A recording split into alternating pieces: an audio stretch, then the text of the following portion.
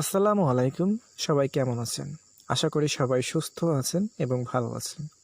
আমি বদিরুজ্জামান আপনাদের সবাইকে স্বাগতম জানাচ্ছি আমার YouTube channel Higher Study Corner বাংলাতে। আজকে আমরা আলোচনা করব যুক্তরাষ্ট্রের কন্টেইনমেন্ট পলিসি নিয়ে। যদিও এই পলিসিটা এখন শুধুমাত্র যুক্তরাষ্ট্রের অধীনে নেই, পৃথিবীর বিভিন্ন শক্তিশালী রাষ্ট্রগুলো এই পলিসিটাকে ব্যবহার করতেছে। অর্থাৎ যখনই আমরা বললাম শক্তিশালী রাষ্ট্রগুলো এই পলিসিকে ব্যবহার করতেছে, তার মাধ্যমে কিন্তু আমরা বুঝতে পারি যে এই পলিসিটার যে সৃষ্টি বা এর যে ব্যবহারিক কার্যাবলী তা সবসময় কিন্তু শক্তির সাথে বা স্ট্র্যাটেজির সাথে যুক্ত। ঠিক হ্যাঁ, এই যে কন্টেইনমেন্ট পলিসি যার সূচনা হয়েছিল সেই স্নায়ুযুদ্ধকালীন সময়ে, মূলত যুক্তরাষ্ট্রের যে অ্যান্টাগনিস্টিক পার্টি বা রাইভাল ছিলেন সোভিয়েত ইউনিয়ন, তাকে কন্টেইন করার জন্য। যদি কন্টেইনমেন্ট শব্দটার পারিভাষিক অর্থ করি, পারিভাষিক অর্থ দ্বারায় সংযত করা, সংবরণ করা, দমন করা। কিন্তু কন্টেইনমেন্ট এই ইংরেজি শব্দটা কিন্তু এই বাংলা পারিভাষিক শব্দের চেয়েও কিন্তু অনেক বিস্তৃত অর্থ দিয়ে থাকে। মূলত আজকে আমরা এই কন্টেইনমেন্ট শব্দটা সম্পর্কে জানব এবং এইটা যে একটা পলিসি যেটা মূলত স্নায়ুযুদ্ধকালীন সময় যুক্তরাষ্ট্র খুবই সাকসেসফুলি ব্যবহার করেছে এবং বর্তমানে পোস্ট সোভিয়েত যে সময়, সেই এরাতেও কিন্তু এই পলিসিটাকে কিন্তু ইনডাইরেক্টলি এই পলিসির নাম না নিলেও এই পলিসির যে মূলনীতি সেটাকে কিন্তু এখনও যুক্তরাষ্ট্রের যারা প্রেসিডেন্ট বা যারা নীতি নির্ধারক তারা কিন্তু সেটাকে অনুসরণ করতেছেন। তো বন্ধুরা, আজকে আমাদের আলোচনার বিষয় হবে কন্টেইনমেন্ট পলিসি অফ ইউএসএ। তো আপনারা যারা এখনও আমার এই চ্যানেলটিতে সাবস্ক্রাইব করেন নাই, অনুরোধ থাকবে চ্যানেলটিতে সাবস্ক্রাইব করে নেবেন। পাশে থাকা বেল বাটনটিতে অবশ্যই ক্লিক করবেন যদি আপনারা এই ধরনের ভিডিওগুলো পরবর্তীতে পেতে চান অর্থ। তো বন্ধুরা, চলেন আমাদের আজকের আলোচনায় আমরা চলে যাই। আজকের আমাদের আলোচনার বিষয় হচ্ছে কন্টেইনমেন্ট পলিসি অফ ইউএসএ, যদি বাংলায় করি যুক্তরাষ্ট্রের সংযতকরণ নীতি বা দমন নীতি। তো এই যে কনসেপ্ট অফ কন্টেইনমেন্ট, এই ধারণাটা প্রথমে কিন্তু প্রকাশ করেন যুক্তরাষ্ট্রেরই একজন নাগরিক বা একজন স্কলার যার নাম হচ্ছে জর্জ এফ কেনান। তিনি কিন্তু ছিলেন আমেরিকান একজন ডিপ্লোম্যাট। তিনি 1946 সালে ইউএসের যে স্টেট ডিপার্টমেন্ট তাকে একটা লম্বা একটা আর্টিকেল পাঠান, অর্থাৎ টেলিগ্রাম সেখানে করেন। সেই টেলিগ্রামের ভিতরে যে পলিসিটা বা যে নীতিটা ইউএসএকে নেওয়ার জন্য অনুরোধ করেন এই ডিপ্লোম্যাট, এবং দেখান যে এই পলিসিটা যদি নেওয়া হয় ইউএসএর এই যে স্নায়ুযুদ্ধকালীন সময় তার যে শক্তিশালী বিপরীত পক্ষ সোভিয়েত ইউনিয়ন, তাকে তার ইডিওলজিকে খুব সহজে কন্টেইন করতে পারবেন। পাশাপাশি তার তার যে মিলিটারি যে এক্সপ্যানশন সেটাকেও সহজে কন্টেইন করতে পারবেন। সেই পলিসিটাকে নিয়েই কিন্তু এই জর্জ এফ ক্যানন 1946 সালে একটা লম্বা টেলিগ্রাম পাঠান ইউএসের যে স্টেট ডিপার্টমেন্ট সেখানে। এবং সেই স্টেট ডিপার্টমেন্ট খুব সুন্দর করে সেই টেলিগ্রামকে বিভিন্নভাবে এডিট করে 1947 সালে ফরেন অ্যাফেয়ার্স নামে যে জার্নালটা তখন প্রকাশিত হতো সেখানে প্রকাশ করেন। তো মূলত এই যে কনসেপ্ট কন্টেইনমেন্ট, এটা দ্বারা কিন্তু স্নায়ুযুদ্ধকালীন সময় যুক্তরাষ্ট্রের যে ইনফ্লুয়েন্স বা নিজের যে হেজমনিক পজিশন, এইটাকে প্রকাশ করার জন্যই কিন্তু এই কন্টেইনমেন্ট পলিসিটা খুবই জরুরি ছিল। অর্থাৎ একজন নিজেকে শক্তিশালী তখনই মনে করতে পারে যখন সে তার অন্য বিপরীত পক্ষকে সে যখন দমন করতে পারে বা তাকে আটকে রাখতে পারে, বা আরও যদি শুদ্ধ বা ভাষায় বলি বা ভালোবাসায় যদি বলি, তাকে সংযত করতে পারে। এই ধরনের ক্যাপাসিটি যদি কোনো একটা ব্যক্তির থাকে আমরা কিন্তু তাকেই মোস্ট পাওয়ারফুল বলি। আর যদি এই শক্তিটা যদি কোনো রাষ্ট্রের থাকে তখন কিন্তু আমরা তাকে হেজমন বা সবচেয়ে শক্তিশালী রাষ্ট্র বলি। তো ইউএসএ যেহেতু দ্বিতীয় বিশ্বযুদ্ধের পর তার যে হেজমনিক পাওয়ার হিসেবে নিজের যে উত্থান সেটাকে বজায় রাখতে, সেই স্ট্যাটাসটাকে প্রিজার্ভ করার জন্য, এবং পাশাপাশি তার সবচেয়ে বড় রাইভাল সোভিয়েত ইউনিয়ন যে শুধুমাত্র মিলিটারি না তার ইডিওলজিক্যালি এক্সপ্যানশনও করে চলেছে, তাকে কাউন্টার দেওয়ার জন্য, তাকে কন্টেইন করার জন্য এই পলিসিটা খুবই দরকার ছিল।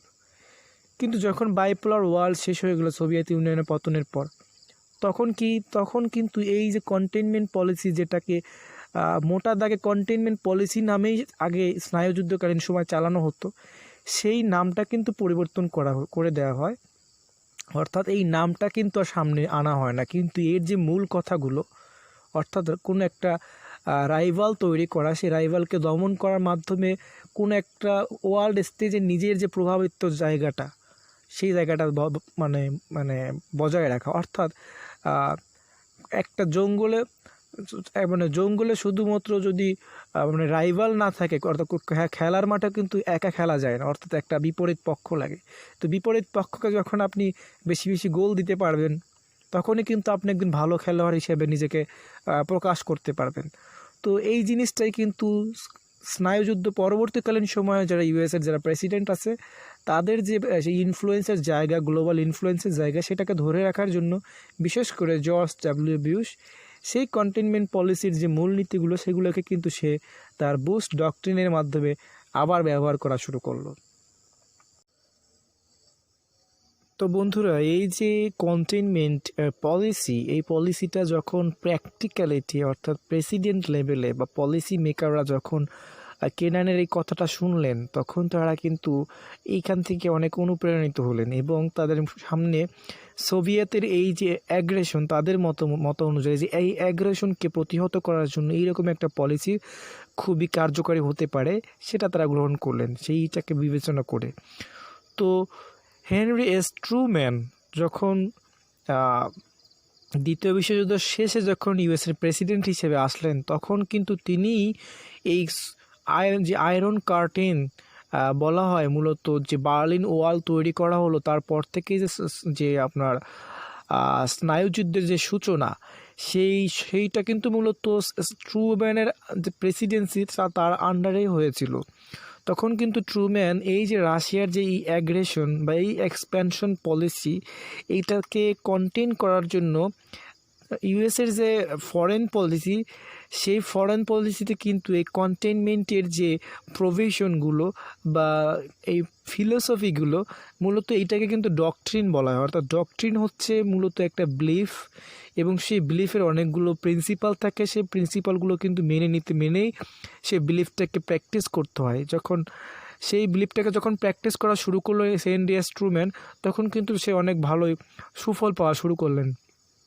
বিশেষ করে তার পরবর্তীতে অনেক যারা প্রেসিডেন্ট এসেছে, বিশেষ করে তার সাকসেসর যে ছিলেন লিন্ডন জনসন, তিনিও কিন্তু এই কন্টেইনমেন্ট যে পলিসি, সেই পলিসিটাকে যে হেনরি এস ট্রুম্যান যেভাবে সেটাকে সাজিয়েছিল, তার ফরেন পলিসি বা মূলত সোভিয়েতের ক্ষেত্রে তার যে রিলেশনের জায়গায় সে কন্টেইনমেন্টের যে পলিসিগুলো যেভাবে সাজিয়েছিল, সেইটাকেই কিন্তু যে জনসন পরবর্তীতে প্রেসিডেন্ট হয় হেনরি এস ট্রুম্যানের পর, সেও কিন্তু একই ধারায় গিয়েছে।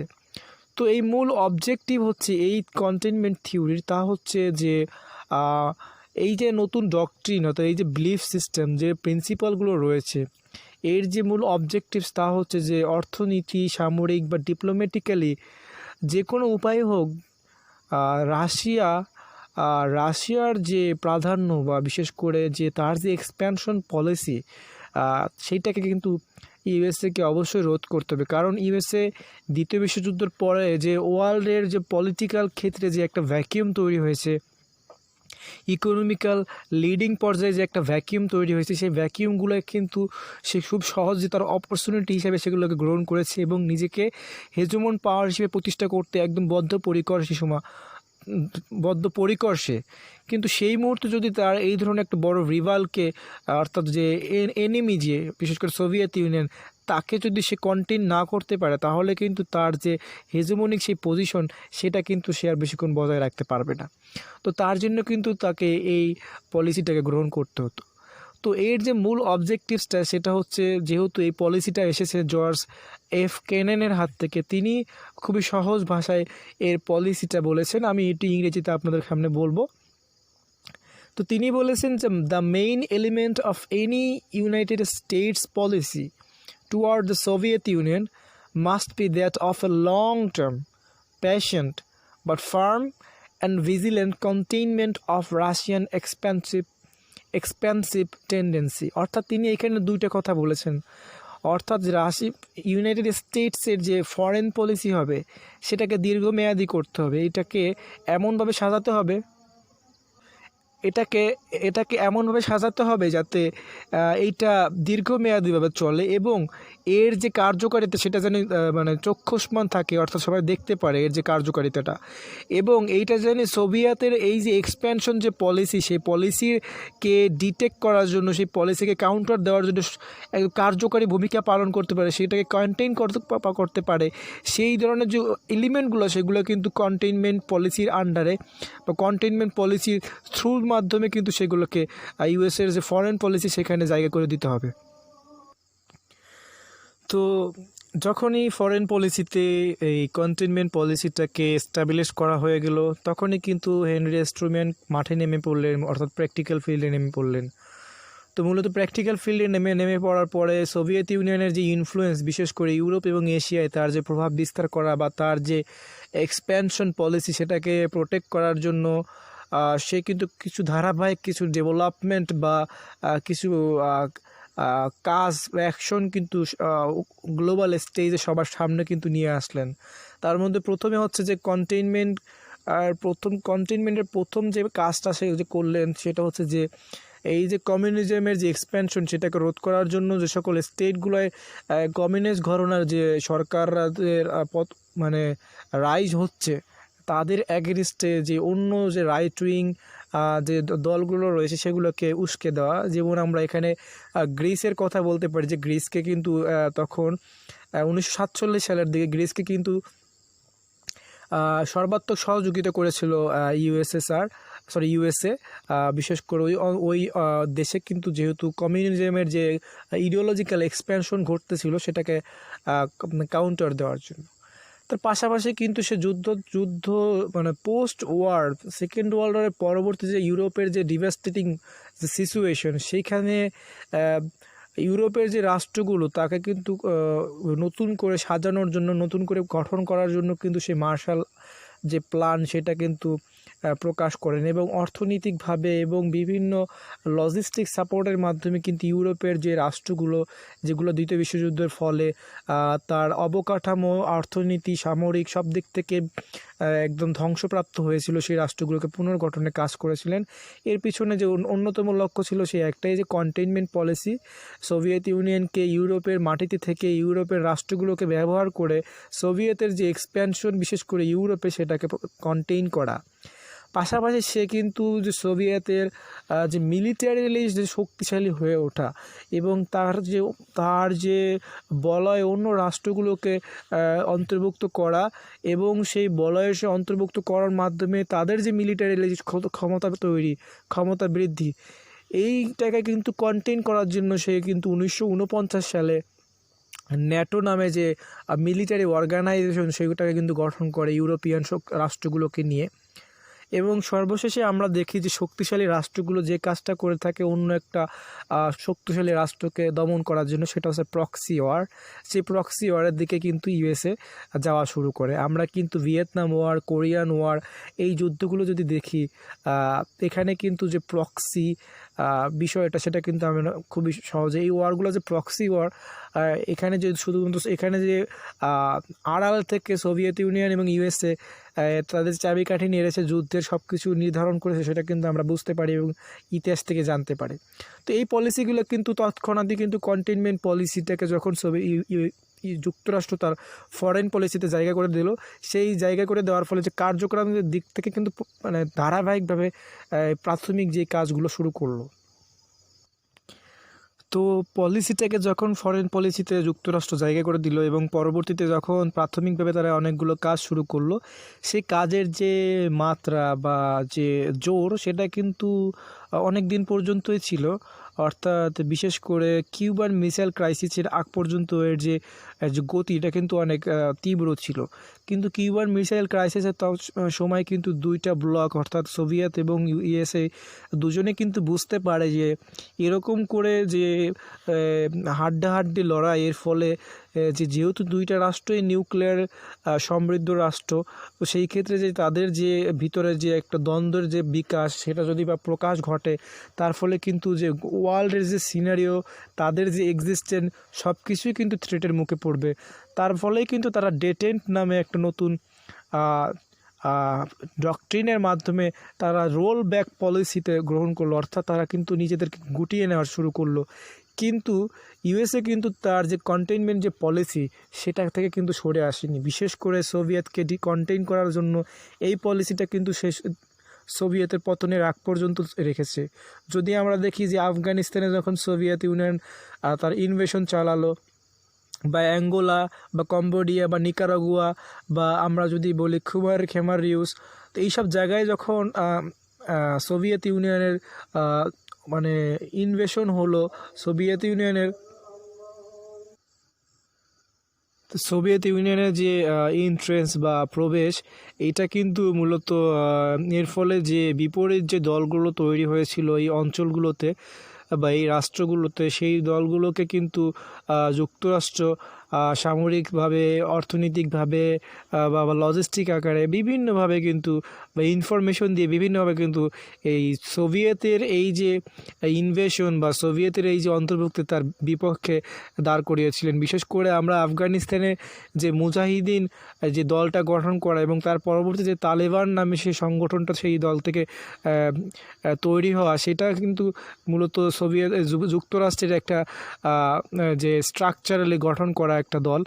তো আমরা তার পরবর্তীতে কিন্তু সেই যুক্তরাষ্ট্রই সেই তালেবানের সাথে তাদের সংগ্রামটা চালিয়ে গিয়েছে। তো বন্ধুরা, এই ছিল মূলত কন্টেইনমেন্ট পলিসি, যেটা ট্রুম্যান ডক্ট্রিন থেকে শুরু করে যেটাকে ট্রুম্যান ডক্ট্রিনও বলা যেতে পারে। সেই ট্রুম্যান ডক্ট্রিন কীভাবে সোভিয়েতের যে স্ট্যালিনের সেই অ্যাগ্রেশনটা রোধ করলো, এবং পরবর্তীকালে যে অন্য প্রেসিডেন্টরাও তারাও কিন্তু ডিরেক্টলি হোক ইনডাইরেক্টলি হোক এই কন্টেইনমেন্ট পলিসিটাকে নিয়েই স্নায়ুযুদ্ধকালীন সময় যে যুক্তরাষ্ট্রের ফরেন পলিসি সেটাকে তৈরি করেছে। তো এইভাবে কিন্তু সেই সমগ্র স্নায়ুযুদ্ধকালীন সময় যুক্তরাষ্ট্রের যে পলিসি বা ফরেন পলিসি, সেটা মূল টার্গেটই ছিল যে সোভিয়েতের যে ইডিওলজিক্যালি বা মিলিটারিলি তার যে ইনফ্লুয়েন্স গ্লোবালি, বিশেষ করে ইউরোপ এবং এশিয়াতে, সেটা যেন রোধ করা হয়, এবং সেখানে যেন ওয়েস্টের অর্থাৎ ইউএসের ডিজাইন করা যে সকল মেকানিজম বা যে সকল পলিসি বা ইডিওলজিগুলো আছে সেগুলো যেন ওইখানে ডেপ্লয় করা যায় বা সেখানে এস্টাবলিশ করা যায়। তো সবচেয়ে মজার যে বিষয়টা সেটা হচ্ছে যে যখন বাইপোলার ওয়ার্ল্ড শেষ হয়ে গেল, তখন এই কন্টেইনমেন্ট পলিসি এইটার কি হলো। কিন্তু আমরা বলেছি প্রথমেই যে এই পলিসির যে মূল নীতিগুলো সেটা কিন্তু যুক্তরাষ্ট্র তার ফরেন পলিসি থেকে কখনোই সরায় নাই। কিছুটা মডিফিকেশন সেখানে এসেছে, কিন্তু মোটা দাগে কিন্তু সেই প্রিন্সিপালগুলো এখনও রয়ে গিয়েছে। তো পোস্ট বাইপোলার যে সিনারিও, সেখানে কিন্তু প্রথমেই যুক্তরাষ্ট্র যখন সোভিয়েত ইউনিয়নের পতন ঘটে, তাকে যুক্তরাষ্ট্রের তখন কিন্তু সে কিন্তু মাঠে কিন্তু একাই খেলোয়াড় হিসেবে থাকে। তো একা যখন মাঠে খেলোয়াড় হিসেবে থাকে, তখন একা গোল করার মধ্যে কোনো মজা নেই, বা যারা দর্শক বিশেষ করে রাষ্ট্রগুলো বা ইন্টারন্যাশনাল সিস্টেম, সেখানে কিন্তু খালি মাঠে একা গোল করে কিন্তু যুক্তরাষ্ট্র তার যে হেজোমনিক জায়গা বা তার যে ইনফ্লুয়েন্সের জায়গাটা সেটা বজায় রাখতে চায়নি। তো তার জন্য যুক্তরাষ্ট্রের যে জিনিসটা দরকার পড়েছিল সেটা হচ্ছে যে নতুন কোনো রাইভাল বা নতুন কোনো অ্যান্টাগনিস্টিক বডি মানে তৈরি করা। তো সেই কাজটা করতে তারা খুবই সফল হয়েছে, এবং আমরা দেখব তারা কিভাবে সেই কাজটা করেছে, এবং তারা এই নতুন রাইভালগুলোকে গঠন করে তাদেরকে সেই একই কন্টেইনমেন্টে সেইভাবে চেপে ধরার মাধ্যমে কিন্তু তার ইনফ্লুয়েন্সটা কিন্তু সে ওয়ার্ল্ড ওয়াইড জাহির করতে চেয়েছে।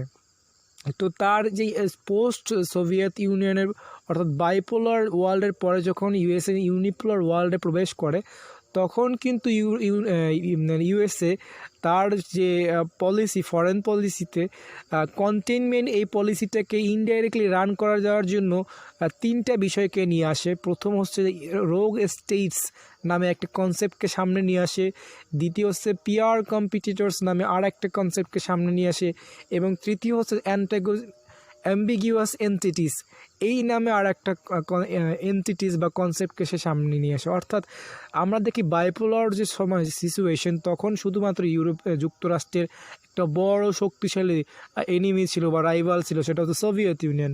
কিন্তু যখন সোভিয়েত ইউনিয়নের পতন হয়, যখন বাইপোলার ওয়ার্ল্ড শেষ হয়ে যায়, যখন ইউরোপ নিজেকে ইউনিপোলার ওয়ার্ল্ডে মানে খোলা মাঠে একা তাকে পায়, তখন কিন্তু সে আর একজন বিপক্ষকে তৈরি করেনি, সে কিন্তু এরকম 3টা বিপক্ষকে তৈরি করেছে এবং 3টা বিপক্ষের বিরুদ্ধে কিন্তু সে একই কন্টেইনমেন্ট পলিসিটাকে মেনটেন করছে এবং তার যে ইনফ্লুয়েন্সের জায়গা সে কিন্তু সে আরও বেশি করে ওয়ার্ল্ডের জায়গা কাছে কিন্তু প্রকাশ করার চেষ্টা করতেছে। তো আমরা এই নতুন কনসেপ্টগুলো সম্পর্কে সামান্য ধারণা আপনাদের দিব এবং কিভাবে এই কনসেপ্টগুলোকে তারা কন্টেন্ট করতেছে, ইউএসএ কন্টেন্ট করতেছে সে সম্পর্কে আপনাদের ধারণা দিব। তো এই যে রোগ স্টেট বলতে এখানে মূলত আমরা ইরাককে বোঝাতে পারি, যে যুক্তরাষ্ট্রের যখন সোভিয়েত ইউনিয়নের পতন হয় যে 90-তে, ঠিক 91-তেই কিন্তু গালফ ওয়ারের মতন একটা বড় ঘটনা ঘটে।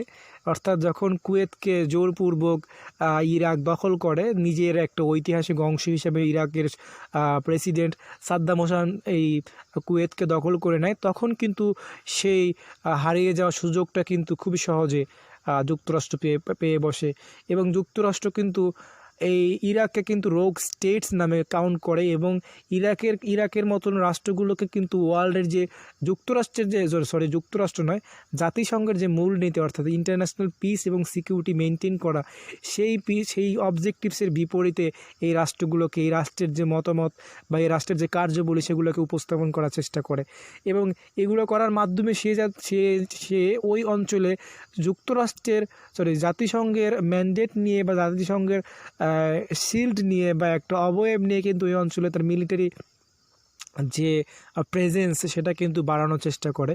তো এখানে মূল কথা রোগ স্টেটস বলতে ওই সকল স্টেটসগুলোকে বোঝানো হয়েছে যারা মূলত ইউএসের ভাষ্যমতে যারা মূলত ওয়ার্ল্ডের যে পিস এবং সিকিউরিটির জন্য ক্ষতিকর বা যা শয়তানের আখড়া বলা যায়, তাদেরকে শয়তান বলে কিন্তু, যেটাকে আমরা বুশ ডক্ট্রিনের পরে যে এক্সিস অফ ইভিল, এদেরকে শয়তান বলে আখ্যায়িত করা হয়েছে। তো এরকম অনেকগুলো রাষ্ট্র আছে, যেমন সিরিয়া, বর্তমানে যে ইরাকের কথা বললাম, ইরানকে বলা হয়, বা নর্থ কোরিয়া, এরকম অনেকগুলো রাষ্ট্রকে বা কিউবাকে, এরকম অনেকগুলো রাষ্ট্রকে কিন্তু যুক্তরাষ্ট্র সবার সামনে রোগ স্টেটস নামে প্রকাশ করে এবং এই রাষ্ট্রগুলোকে কিন্তু মিলিটারিলি প্রথমে কিন্তু তারা ইকোনমিক্যালি বিভিন্ন স্যাংশন প্রদান করে এবং বিভিন্ন প্রয়োজনে, বিশেষ করে ইরাকে যে হামলাগুলো চালিয়েছে সেই ধরনের প্রয়োজনে কিন্তু বিভিন্ন হামলাগুলো কিন্তু চালানো শুরু করে।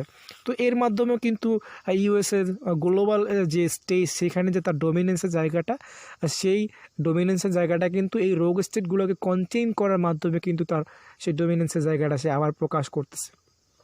তারপরে যে বিষয়টা সেটা হচ্ছে পিয়ার কম্পিটিটার্স।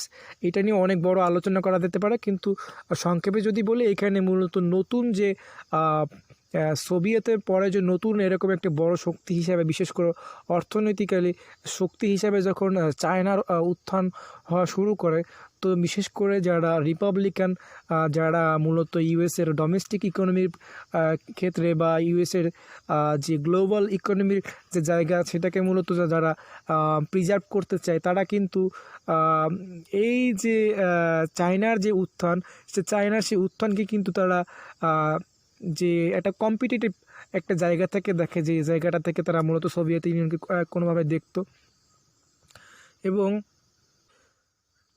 এবং এই যে চায়নার পার্শ্ববর্তী যে রাষ্ট্রগুলো, বিশেষ করে যারা যুক্তরাষ্ট্রের অন্যতম গুরুত্বপূর্ণ অ্যালাই, এবং আমরা জানি যুক্তরাষ্ট্রের অ্যালাই যারা হয় তারা কিন্তু যুক্তরাষ্ট্রের একটা অংশের মতনই একটা হয়ে যায় এবং যুক্তরাষ্ট্রের কিন্তু একটা দায়বদ্ধতা থাকে তাদের যে বিভিন্ন প্রোটেকশন দেওয়ার ক্ষেত্রে। তো সেই যে জাপানের কথা বলি, সাউথ কোরিয়ার কথা বলি, তাইওয়ানের কথা বলি, এরা যারা মূলত যুক্তরাষ্ট্রের বড় অ্যালাই, তারা কিন্তু ইনডাইরেক্টলি বা ডিরেক্টলি কিন্তু চায়নার যে এই ইকোনমিক এক্সপ্যানশন বা তার ইকোনমিকে ব্যবহার করে চায়না যে তার মিলিটারি ডেভেলপমেন্ট শুরু করতেছে, এর ফলে কিন্তু এই রাষ্ট্রগুলোর যে প্রতি যে একটা থ্রেট, এই রাষ্ট্রগুলোর একটা থ্রেটের সম্মুখীন হয়, যেটাকে কিন্তু যুক্তরাষ্ট্র তার যে ফরেন পলিসির জায়গায় বা তার যে গ্লোবাল ইনফ্লুয়েন্সের জায়গায় একটা ব্যাহত হওয়ার জায়গা, বা অর্থাৎ তার যে প্রেস্টিজের জায়গা বা তার যে প্রোটেক্টর হিসাবে তার যে ডোমিনেন্সের জায়গা বা মর্যাদার জায়গা, সেটা যে ব্যাহত হচ্ছে চায়নার এই ধরনের অ্যাগ্রেশন বা এই ধরনের বিহেভিয়ারের ফলে, সেটা কিন্তু তাকে সেই পুরনো কন্টেইনমেন্ট পলিসিতে ফিরে যেতে বাধ্য করে। অর্থাৎ চায়নাকে কিন্তু সে বিভিন্ন ধরনের বিভিন্ন পদ্ধতিতে সে কিন্তু কোণঠাসা করার চেষ্টা করে এবং বর্তমানে অর্থাৎ আমাদের বর্তমান প্রেসিডেন্ট তো জো বাইডেন, এর আগের যে প্রেসিডেন্ট ডোনাল্ড ট্রাম্প, সে যে এই দীর্ঘদিন যাবৎ চায়নার সাথে যে ওয়ার ট্রেডটা করেছে, এটা কিন্তু মূলত সেই কন্টেনমেন্ট পলিসির একটা অংশ। অর্থাৎ যুক্তরাষ্ট্র কিন্তু গ্লোবালি তার ইকোনমিকের যে পজিশনটা, সেই ইনফ্লুয়েন্সটা কিন্তু সবার সামনে প্রকাশ করার জন্য এই কম্পিটিশনে বা এই ধরনের ট্রেড ওয়ারে গিয়েছে। এবং সর্বশেষ যে নতুন কনসেপ্টটা মূলত ইউএসএ এনেছে সেটা হচ্ছে অ্যাম্বিগুয়াস এন্টিটিস। এখানে মূলত ট্রান্সন্যাশনাল যে এন্টিটিস যারা রয়েছে, বিশেষ করে টেরোরিজমের কথা বলা হয়, অর্থাৎ টেরোরিজম নামে নতুন কনসেপ্টটাকে, যেটাকে মূলত তারা নার্চারি করেছিল যখন আফগানিস্তানে সোভিয়েত ইউনিয়নের অ্যাটাক হয়। কিন্তু সেই টেরোরিস্ট গ্রুপ যখন তার নিজ হোম স্টেটে যখন আঘাত আনে, বিশেষ করে 2001 সালে যখন ওয়ার অন টেররের কথা বলতে পারি, টুইন টাওয়ারে যখন হামলাটা ঘটে, তখন কিন্তু এই ধরনের যে অ্যাম্বিগুয়াস এন্টিটি, অর্থাৎ এদের কিন্তু কোনো নির্দিষ্ট স্টেটস নাই, টেরিটরি নাই, এদেরকে কিন্তু শুধু একটা নামের মাধ্যমেই জানতে হয়, এদের কোনো নির্দিষ্ট লোকেশন নাই যেখানে এরা থাকে। তো এরা কিন্তু অনেক জায়গায় ছড়িয়ে ছিটিয়ে বিস্তৃত আকারে থাকে। এই ধরনের যারা এন্টিটিস বা অ্যাক্টরস, এদেরকে কিন্তু বোঝানোর জন্য যুক্তরাষ্ট্র অ্যাম্বিগুয়াস এন্টিটিস এই কনসেপ্টটা নিয়ে আসে।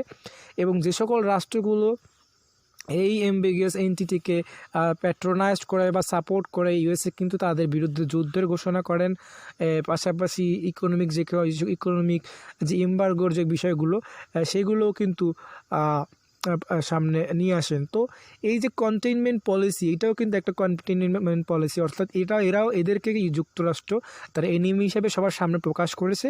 এবং সেই একটু শক্তিশালী খেলোয়াড়ের যা বৈশিষ্ট্য, অন্য শক্তিশালী বা অন্য কোনো শত্রুকে সে কোণঠাসা করে রাখবে বা দমন করবে বা তাকে সংযত করে রাখবে, এর মাধ্যমে সে তার নিজের শক্তিটাকে সবার সামনে প্রকাশ করবে। ইউএসএও ঠিক তাই করছে। সে যখন সোভিয়েত ইউনিয়নের পতন হয়, তার পরবর্তীতে সে রোগ স্টেট নামে বিভিন্ন স্টেটকে আইডেন্টিফাই করেছে এবং সেই স্টেটগুলোকে ইন্টারন্যাশনাল পিস এবং সিকিউরিটির জন্য একটা থ্রেট হিসেবে সকলের সামনে উপস্থাপন করার চেষ্টা করেছে এবং সেগুলোকে কন্টেইন করার চেষ্টা করেছে। পাশাপাশি করছে অ্যাকচুয়ালি বর্তমানে ইরানকে নিয়ে যে ধরনের মাথা ব্যথা, এটাও কিন্তু সে কন্টেইনমেন্ট পলিসির একটা অংশ। পিয়ার কম্পিটিটিভ মানে চায়নার সাথে যে আমি কথা বললাম যে তার নতুন কম্পিটিটিভ অর্থ প্রতিযোগী হিসেবে চায়নার যে উত্থান, সেটা কিন্তু চায়নার তার যে অ্যালাই রাষ্ট্রগুলো রয়েছে বা তার যে গ্লোবাল ইকোনমিক পজিশন বা তার যে নেভাল যে মিলিটারি যে পজিশন, সেগুলোকে কিন্তু এটা থ্রেটের বা সেগুলোকে কিন্তু চ্যালেঞ্জের সম্মুখীন হতে হচ্ছে। তো সেইগুলোকে চ্যালেঞ্জ থেকে প্রোটেক্ট করার জন্য কিন্তু চায়নাকে কন্টেইন আকারে কিন্তু কন্টেইন করতে হচ্ছে। কন্টেইন করাও কিন্তু যুক্তরাষ্ট্রের যে নতুন এই যে পিয়ার কম্পিটিটর নামে কনসেপ্টটা সামনে নিয়ে আসার অন্যতম একটা উদ্দেশ্য। এবং সর্বশেষ যেটা বললাম যে অ্যাম্বিগুয়াস এন্টিটি, যে ধরনের এন্টিটিসগুলো যারা মূলত ইউএসের যে হোম সিকিউরিটির জন্য বেশি যারা থ্রেট এনে, অর্থাৎ যারা ইউএসের নিজস্ব সিকিউরিটির জন্য, ইউএসের অ্যালাইগুলোর সিকিউরিটির জন্য যে সকল এন্টিটিগুলো মূলত বেশি থ্রেটফুল, সেগুলোকে কন্টেইন করার জন্য, সেগুলোকে দমন করার জন্য কিন্তু ইউএসএ তার সেই পূর্ববর্তী স্নায়ুযুদ্ধকালীন সময়ের কন্টেইনমেন্ট পলিসির ইনডাইরেক্টলি সেই পলিসির প্রিন্সিপালগুলো সে ব্যবহার করতে চায়। তো বন্ধুরা, এই ছিল আমাদের আজকের আলোচনা। হয়তো অনেক বড়োভাবে আলোচনা করেছি। যদি আপনারা আলোচনাটা বুঝে থাকেন তাহলে আমি ধন্য হব। যদি ভিডিওটি ভালো লেগে থাকে অবশ্যই লাইক দিবেন। যদি কোনো ধরনের প্রশ্ন থাকে এই রিলেটেড অবশ্যই কমেন্ট বক্সে লিখবেন। কোনো সাজেশন থাকলে অবশ্যই লিখবেন। এবং সবাইকে বলবো সাবস্ক্রাইব করে পাশে থাকবেন, দোয়া রাখবেন এবং সবাই ভালো থাকবেন। আসসালামু আলাইকুম।